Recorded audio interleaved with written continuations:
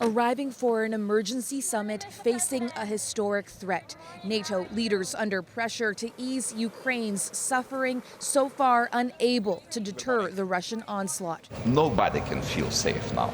Putin needs to understand that Russia's borders are given by international law, not by his tanks. Russia's tanks invaded Ukraine 1 month ago, described as the most serious security challenge in a generation. 1 month already. That long. It breaks my hearts of all Ukrainians and every free person on the planet. Ukraine's president posted that video, a rare speech in English, hours before leaders arrived. Volodymyr Zelensky also addressed the summit directly, imploring NATO to send planes and tanks, accusing it of not doing enough to help his country.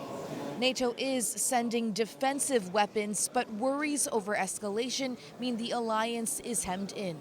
We have a responsibility to prevent this conflict from becoming a full-fledged war in Europe. Fearing Russian designs beyond Ukraine, NATO is bolstering its own defenses, deploying more troops, warships, and jets to its eastern flank. While the squeeze on Russia's economy deepens, Canada, the U.S., and the U.K. all announcing a flurry of new sanctions. And that the catastrophic costs of our sanctions will only grow over time.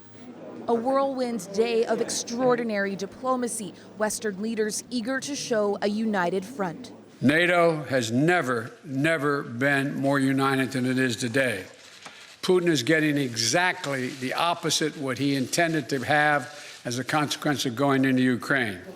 But for Ukrainians in constant danger, today's meetings may bring little hope as Russia's invasion grinds on. And Ellen, real concerns Russia could go further using chemical, biological, or even nuclear weapons. That's right. That is the specter that was hanging over all of these meetings today, Adrienne. We've heard the warning about a possible chemical weapons attack from the U.S. U.S. President Joe Biden today said that if that were to happen, there would be a response without getting much more specific than that. We know that NATO is sending protective gear to Ukraine should an attack like that happen. So such an ominous prospect when people are already suffering so much.